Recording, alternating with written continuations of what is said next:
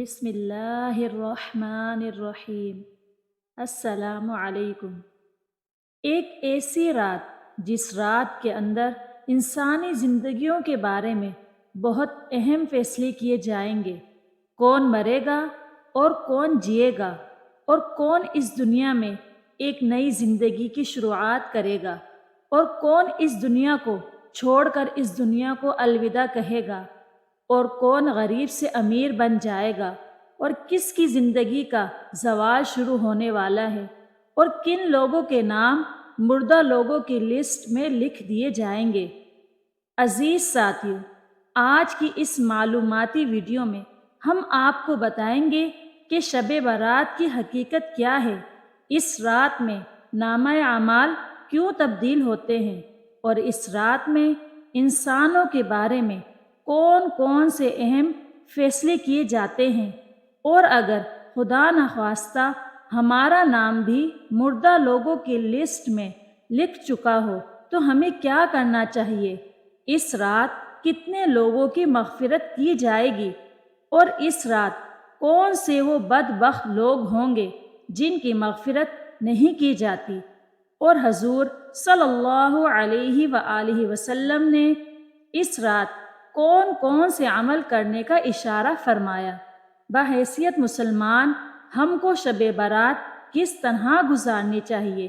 عزیز ساتھیو، ان تمام تر سوالات کے جوابات قرآن و حدیث کی روشنی میں آج کی اس ویڈیو میں ہم آپ کو بتائیں گے، اور ویڈیو کے آخر میں تمام امت مسلمہ کے لیے خصوصی دعا بھی کی جائے گی۔ لہٰذا آپ سے گزارش ہے کہ ہماری اس ویڈیو کو اینڈ تک ضرور دیکھیے گا۔ عزیز ساتھیو، شعبان المعظم کی 15ویں رات کو شب برات کہا جاتا ہے۔ شب رات کو کہتے ہیں، اور برات کے معنی بری ہونا، چونکہ اس رات مسلمان توبہ کر کے اور اللہ تبارک و تعالی کی بارگاہ میں اپنے گناہوں کی معافی طلب کرتے ہیں، اور اللہ تبارک و تعالی کی بارگاہ میں اپنے گناہوں کو چھوڑنے کا عہد کرتے ہیں، تو اللہ تبارک و تعالی اپنی رحمت کے صدقے بے شمار مسلمانوں کو جہنم سے نجات دیتا ہے۔ اس لیے اس رات کو شب برات کہتے ہیں۔ رسول اللہ صلی اللہ علیہ وآلہ وسلم نے ایک مثال کے ساتھ ارشاد فرمایا کہ کوئی شخص صحرا کا سفر کر رہا تھا، تو راستے میں وہ سستانے کے لیے کسی درخت کے نیچے سو گیا۔ اس کا کھانے کا سامان اس کی سواری پر تھا۔ اچانک آنکھ کھلی تو دیکھا کہ سامان نہیں ہے، سواری بھی نہیں ہے۔ وہ دائیں بائیں بھاگا، لیکن اس نے دیکھا کہ سواری کے آثار دکھائی ہی نہیں دیتے، اور صحراؤں میں سواری کا اور سامان خورد و نوش کا ختم ہو جانا سیدھی سیدھی موت ہوتی ہے۔ تو وہ موت کے انتظار میں درخت کے نیچے دوبارہ آ کر لیٹ گیا، اور اس کی آنکھ لگ گئی۔ پھر اچانک آنکھ کھلتی ہے تو دیکھتا ہے کہ سواری بما ساز و سامان اس کے پاس کھڑی ہے۔ تو سواری کیا ملی؟ اس کو تو زندگی مل گئی۔ تو شدت فرحت سے خوشیوں کے ہجوم میں وہ اتنا گم ہو گیا کہ وہ کہنے لگا، اللہم انت عبدی وانا ربک، اے اللہ تو میرا بندہ اور میں تیرا رب۔ کہنا اس نے یہ تھا کہ تو میرا رب اور میں تیرا بندہ، لیکن خوشیاں اتنی تھی، جب بھی تیری قربت کے امکان نظر آئے ہم اتنے خوش ہوئے کہ پریشان نظر آئے۔ تو خوشیوں کے ہجوم میں جو کہنا تھا وہ نہیں کہہ پا رہا تھا، تو فرمایا کہ بتاؤ کہ اسے کتنی خوشی ہوئی جب اس کو اونٹ مل گیا اور زندگی مل گئی۔ تو صحابہ نے کہا، حضور بہت خوشی ہوئی۔ فرمایا، جب کوئی شخص توبہ کرتا ہے تو میرا رب اس سے بھی زیادہ خوش ہوتا ہے۔ سبحان اللہ، اس سے بھی زیادہ راضی ہوتا ہے کہ میرا بندہ پلٹ کے میرے حضور آ گیا۔ اور پھر اگر وہ توبہ کرنے والا نوجوان ہو تو پھر تو اللہ بہت ہی خوش ہوتا ہے۔ بلکہ رسول کریم صلی اللہ علیہ وآلہ وسلم نے ارشاد فرمایا، انا حبیب اللہ، میں اللہ کا حبیب ہوں۔ اور پھر فرمایا، وہ جوان جو جوانی میں توبہ کرے وہ بھی اللہ کا حبیب ہے۔ پھر فرمایا، او بھاگنے والے، آ جا پلٹ کے، اس کی رحمتیں آوازیں دے رہی ہیں۔ ویسے اس کی رحمتیں تو ہر دم ہر لمحہ بندے کو پکارتی ہیں، لیکن یہ رتیں اور یہ موسم، جس طرح کا موسم آج آپ کو اور مجھے میسر ہے، یہ اس کی رحمتوں کی عمومیت کا اور اس کی رحمتوں کی فراوانی کا موسم ہوتا ہے۔ اور حدیث میں آتا ہے کہ قبلہ بنو قلب کی بکریوں کے بالوں کے برابر گناہگاروں کو جہنم کی آگ سے آزاد کر دیا جاتا ہے، اور وہ تو بد نصیب شخص ہے جو ایسی بابرکت راتوں کے دامن میں بھی حصہ وصول نہیں کر پاتا۔ حضرت عطا بن یسار رضی اللہ تعالی عنہ فرماتے ہیں کہ لیلۃ القدر کے بعد شعبان کی 15ویں رات سب سے افضل رات ہے۔ عزیز ساتھیو، آپ کو بتاتے چلیں کہ شب برات اللہ تعالیٰ نے فرشتوں کے لیے عید کا دن مقرر کیا ہے۔ جس طرح کہ اللہ تبارک و تعالیٰ نے زمین پر رہنے والے انسانوں کو 2 عیدیں عطا فرمائی، اسی طرح اللہ تبارک و تعالیٰ نے آسمان والوں کے لیے بھی 2 عیدیں مقرر کر رکھی ہیں، ایک شب برات اور دوسری شب قدر۔ انسان چونکہ یہ دونوں عیدیں دن میں مناتے ہیں، جبکہ فرشتے یہ دونوں عیدیں رات کو مناتے ہیں۔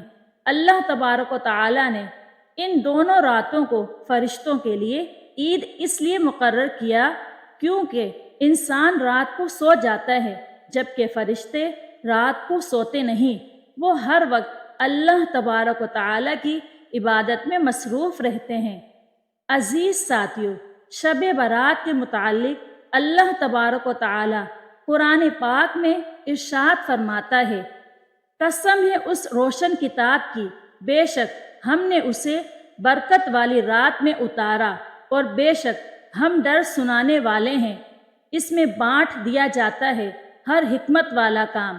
اس آیت کریمہ کی تفسیر میں مفسرین کچھ یوں لکھتے ہیں کہ اس شب سے مراد شب قدر یا شب برات ہے، اور حضرت اکرمہ رضی اللہ تعالی عنہ اور دیگر مفسرین بیان کرتے ہیں کہ لیلۃ القدر سے مراد شب برات ہے۔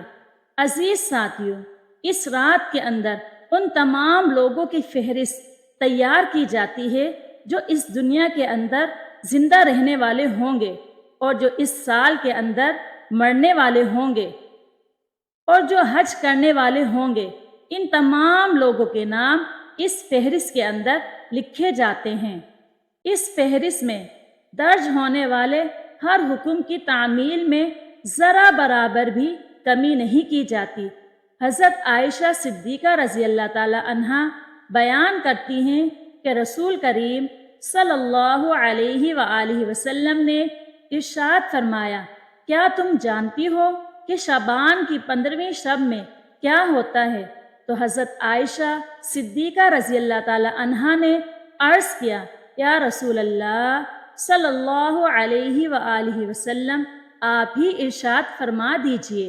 تو نبی کریم صلی اللہ علیہ وآلہ وسلم نے ارشاد فرمایا کہ آئندہ سال میں جتنے بھی پیدا ہونے والے ہوتے ہیں وہ اس رات میں لکھ دیے جاتے ہیں، اور جتنے لوگ آئندہ سال میں مرنے والے ہوتے ہیں وہ بھی اس رات میں لکھ دیے جاتے ہیں، اور اس رات میں لوگوں کے سال بھر کے اعمال اٹھائے جاتے ہیں، اور اس رات میں لوگوں کا رزق مقرر کیا جاتا ہے اور رزق اتارا جاتا ہے۔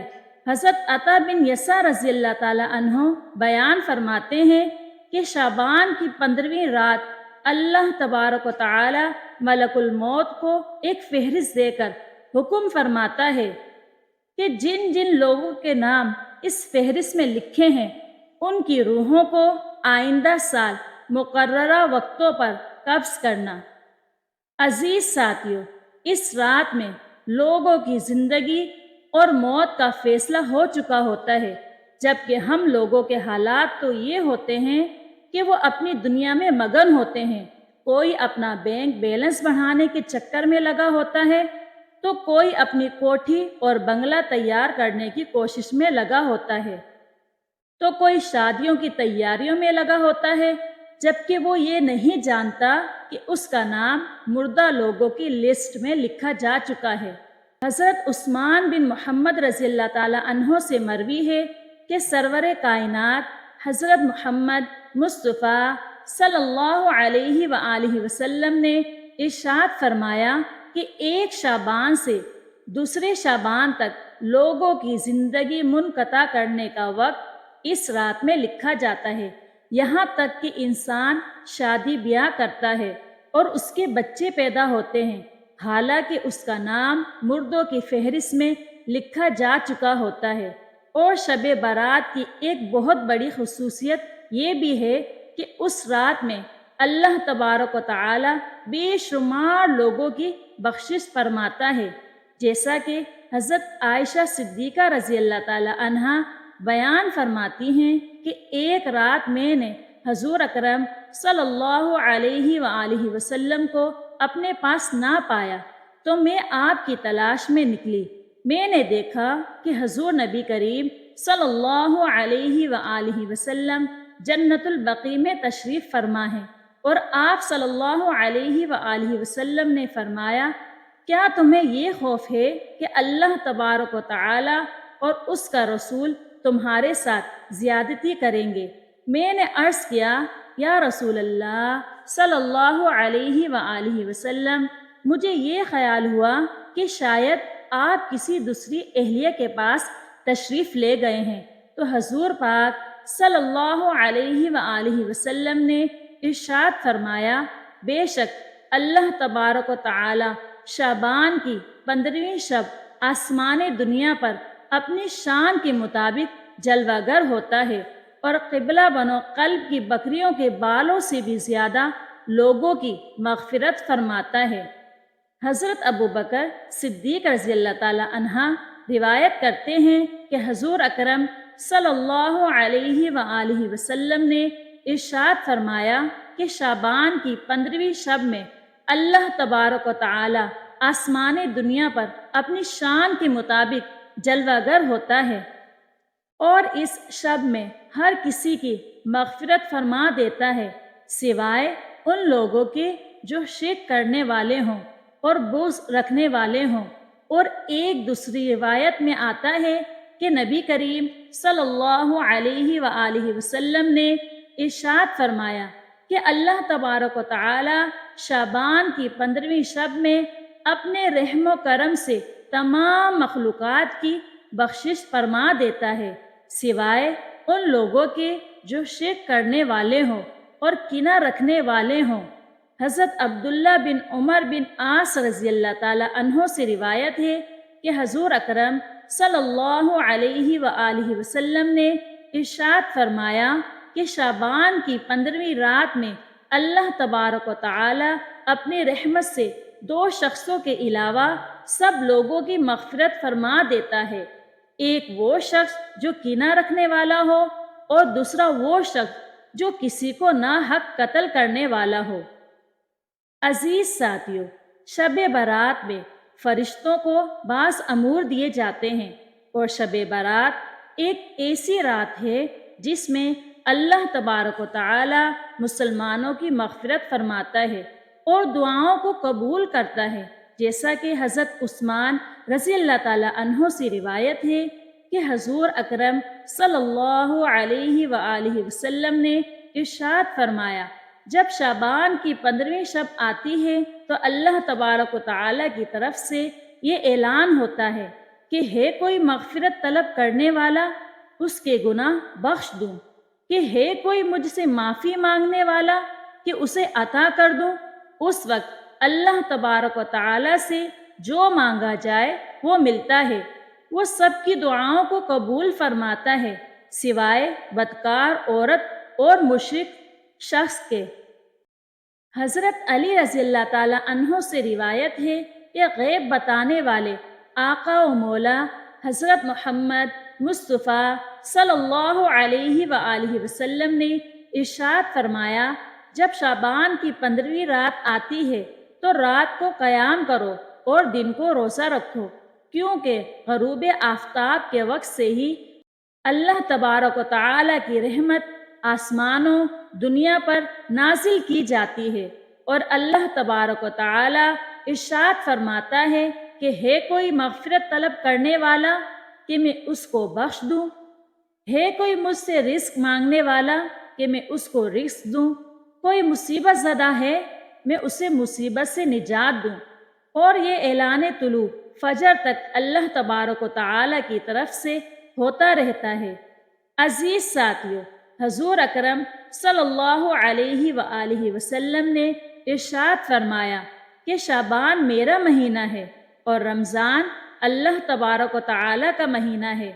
روایات میں آتا ہے کہ حضور اکرم صلی اللہ علیہ وآلہ وسلم ماہ رمضان کے علاوہ شعبان المعظم میں روزے رکھا کرتے تھے اور اللہ تبارک و تعالی کی عبادت کے لیے کمر بستہ ہو جاتے، اور حضور اکرم صلی اللہ علیہ وآلہ وسلم شعبان المبارک میں بہت زیادہ اللہ تبارک و تعالی کی عبادت کیا کرتے اور صحابہ کرام کو اس کی تلقین کیا کرتے۔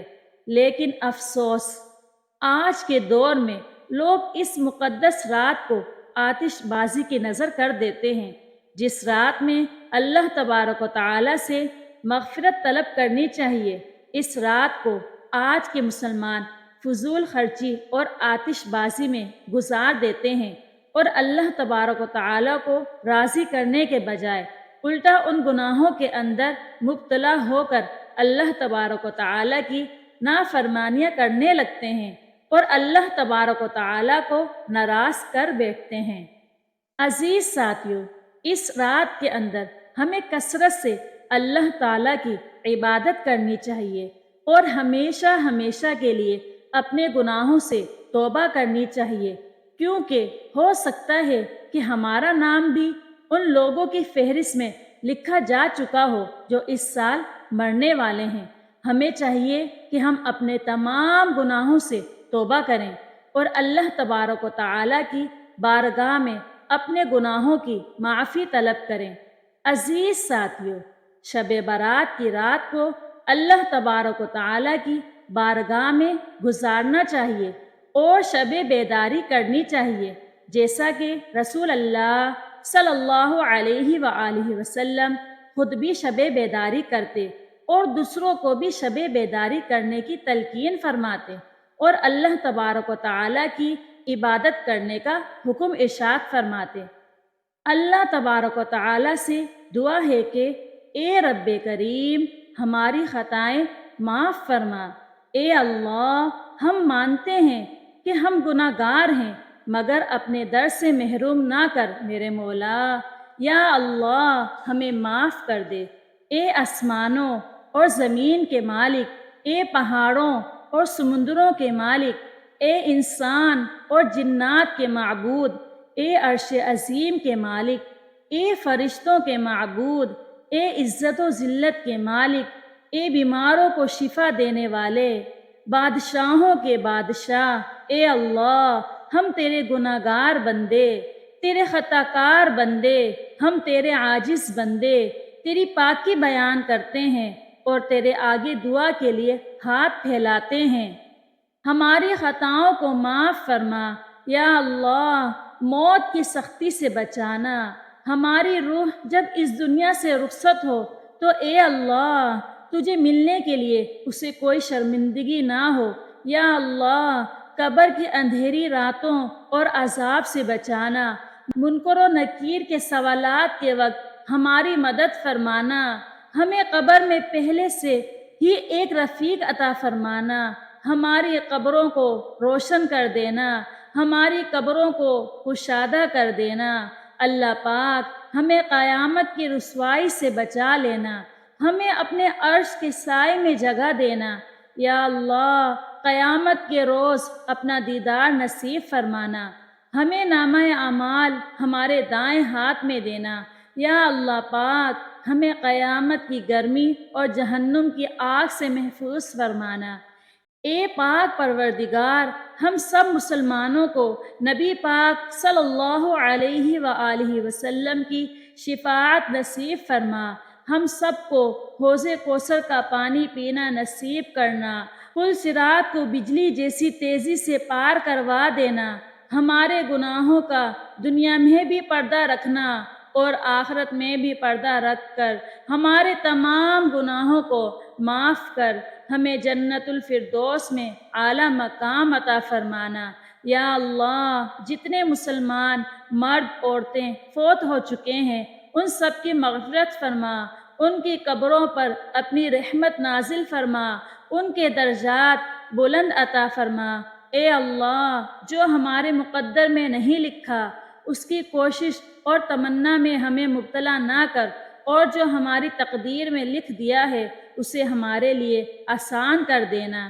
یا اللہ، ہماری ان تمام حاجات کو، ہماری تمام دعاؤں کو جو ہمارے لبوں سے ادا ہوئی یا جو ہمارے دلوں میں ہیں، ان تمام دعاؤں، ان تمام حاجتوں کو قبول فرما۔ اللہ پاک، جتنے بھی لوگ میرے بہن بھائی اس ویڈیو کو دیکھ رہے ہیں، میرے مولا آج ان سب کو خالی ہاتھ نہ لوٹانا، ہماری جھولی کو بھر دینا۔ آمین یا رب العالمین۔ اللہم صلی علی محمد وعلی آل محمد کما صلیت علی ابراہیم وعلی آل ابراہیم انک حمید مجید۔ اللہم بارک علی محمد وعلی آل محمد کما بارکت علی ابراہیم وعلی آل ابراہیم انک حمید مجید۔ اگر آپ کو آج کی معلوماتی ویڈیو پسند آئی ہو تو ویڈیو کو لائک اور شیئر کیجیے۔ اگر آپ چینل پر نیو ہیں تو چینل کو سبسکرائب کیجیے۔ جزاک اللہ۔